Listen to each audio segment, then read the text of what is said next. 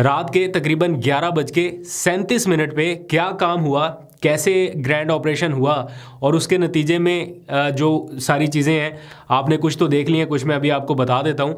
और उस grand operation के लॉन्च होने से कुछ लम्हात पहले तक क्या हो रहा था, मैं मौके पर मौजूद था जब ये सारी चीज़ें हुई, तो मैं फैक्ट्स आपके सामने रख देता हूँ।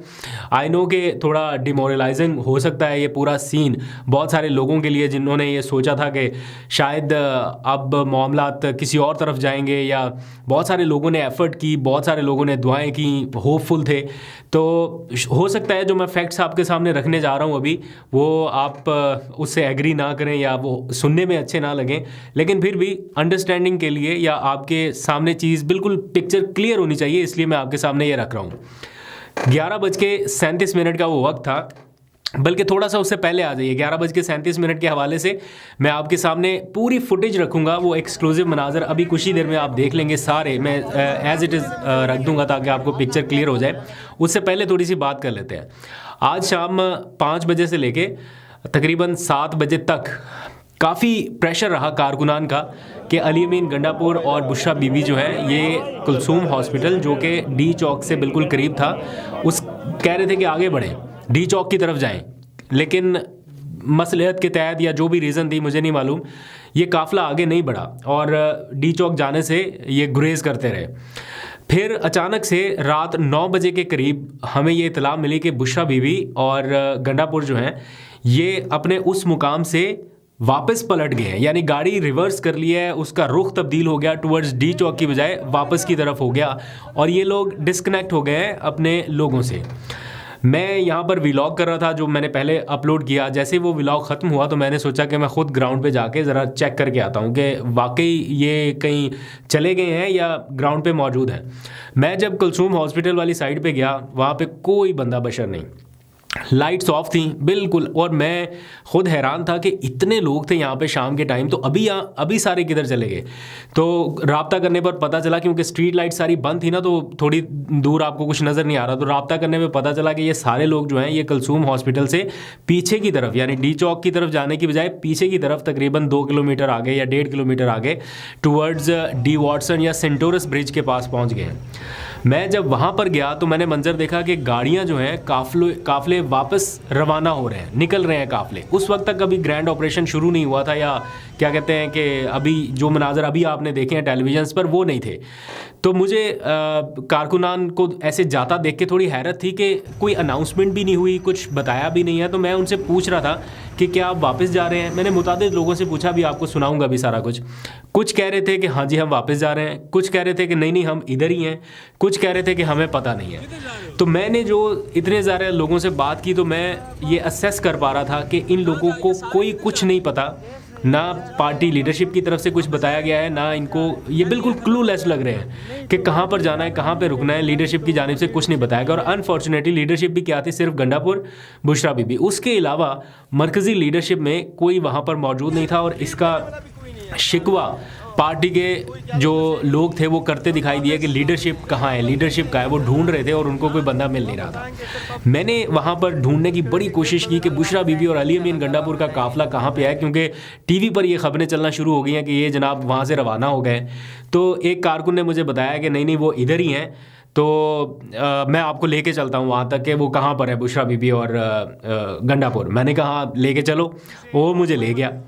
थोड़ा सा चलते चलाते एक जगह पे बिल्कुल सर्विस रोड समझ ले बन जाती है, सेंटोरस के करीब ही डी वॉटसन वाली साइड पे ही, जहाँ पे नादरा का ऑफिस है, लोगों को पता होगा जो इस्लामाबाद के मुकामी हैं।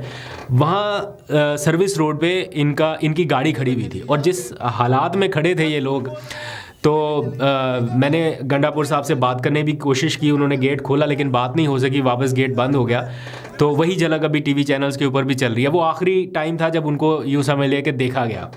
तो मैंने काफ़ी ट्राई की, उनसे बात नहीं हो सकी, लेकिन जो कारकुनान थे वो मुसलसल ये कह रहे थे कि गंडापुर को यहाँ से जाने नहीं देना, ये जाने की कोशिश कर रहे हैं। और मुझे भी ऐसा ही लगा कि गंडापुर जो है वो उस वक्त मौके से निकलना चाह रहे थे, जाना चाह रहे थे कारकुनान को छोड़कर, और कारकुनान जो है वो बज़िद थे कि नहीं जाने देना। गंडापुर साहब को ये इन्फॉर्मेशन मिल चुकी होगी या उन्होंने ये असेस कर लिया होगा कि कुछ ना कुछ गड़बड़ होने वाली है, तो वो वहाँ से निकलने की कोशिश कर रहे थे, लेकिन कारकुनान बज़िद थे और कारकुनान को फिर ये कहा जा रहा था कि बस आगे ये सेंटोरस ब्रिज के पास सारे इकट्ठे हो रहे हैं, लेकिन एक्चुअली कारकुनान वहाँ से मूव होना शुरू हो गए थे, काफ़िले निकलना शुरू हो गए थे, लंबी लाइनें लगी हुई थी गाड़ियों की। उस दौरान क्या हुआ, 11:37, एग्जैक्ट टाइम मेरे पास नोट है क्योंकि मैंने कुछ फुटेज रिकॉर्ड भी की है, 11:37 का वक्त, और जो एक फायरिंग की आवाज़ मैंने उस टाइम सुनी, फायरिंग की जो आवाज़ है एकदम से, मतलब जैसे कोई अंधाधुंध फायरिंग नहीं होती कि कोई आओ देखा ना ताओ और एकदम से फायरिंग, और वहाँ पर भगदड़ मच गई। जो काफ़िले गाड़ियों में थे वो गाड़ियों में, जो पैदल था वो पैदल, मेरे समेत। मतलब कौन सा बंदा था जिसकी उस टाइम दौड़ नहीं लगी, क्योंकि ऐसा लग रहा था जैसे फायरिंग की आवाज़ आपके बिल्कुल कानों के आसपास से जा रही है, और बड़ा एक भगदड़ जैसा माहौल। और आनन फानन ये हुआ कि अभी मैं देख रहा हूँ गंडापुर साहब की गाड़ी जो है, बुशरा बीबी उसी गाड़ी में सवार है, उनको कारकुनान लेके आगे बढ़ रहे हैं कि हमने यहाँ पे पड़ाव डालना है उनके नज़दीक। लेकिन आनन फानन ये कोई मैक्सिमम मिनट 1.5 मिनट का ही टाइम हुआ होगा कि जब ये सारा ऑपरेशन की आवाज़ें आई, फायरिंग शुरू हुई, और बिल्कुल ऐसा लगा कि अगला लम्हा फायर शायद आपके लिए है या अल्लाह ना करे, लेकिन आसपास का मंजरनामा बहुत क़यामत खेज़ था। और लोग जनाब वहाँ से जान बचा के निकले हैं, और ऐसे निकले हैं कि फिर वापसी का कोई रास्ता नहीं था। और मैंने देखा अता तारड़ साहब, मैं अभी आपको विजुअल दिखाता हूँ कुछ ही देर में, अता तारड़ साहब अभी टीवी के ऊपर बयान दे रहे थे कि बड़ा ना वो फ़खरी अंदाज में बता रहे थे कि ये छोड़ के भागे हैं, ये जूतियाँ छोड़ के भागे हैं, ये चीज़ छोड़ के भागे हैं। मतलब जब आप इस तरह से ट्रीट करेंगे या ये इस चीज़ के सामने, तो फिर कोई भी नहीं ठहर सकता ना, कि स्ट्रेट अगर आपको पता हो कि यार आप किसी भी लम्हे जद में आ सकते हैं तो वहाँ से भागना ही बनता है। और फिर हुआ ये कि जो लोग भाग रहे थे उसके बाद जो आगे सारी प्लानिंग थी ना कि पुलिस एहलकार खड़े होंगे, पकड़ना है, और जो भागने की कोशिश था वो पकड़ा गया। फिर इतने में अली अमीन गंडापुर साहब और बुशरा बीबी वो भी निकलने में कामयाब हुए। मैंने उनको नहीं देखा कि वो फिर कहाँ पे गए, क्योंकि सबको अपनी अपनी पड़ गई। तो ये होल स्टोरी है। बहुत सारे लोग जो हैं वो सोशल मीडिया पे आपको तसल्ली देने के लिए पुरानी फुटेजेस शेयर करके बता रहे हैं कि लोग अभी भी मौजूद हैं, डी चौक के ऊपर अभी भी रश है। मैं आपको बिल्कुल फैक्ट्स बता रहा हूँ, हो सकता है आपको बुरा लगे, लेकिन मैं चूँकि ये सारी जगहों से गुजर के आया हूँ, कोई नहीं है।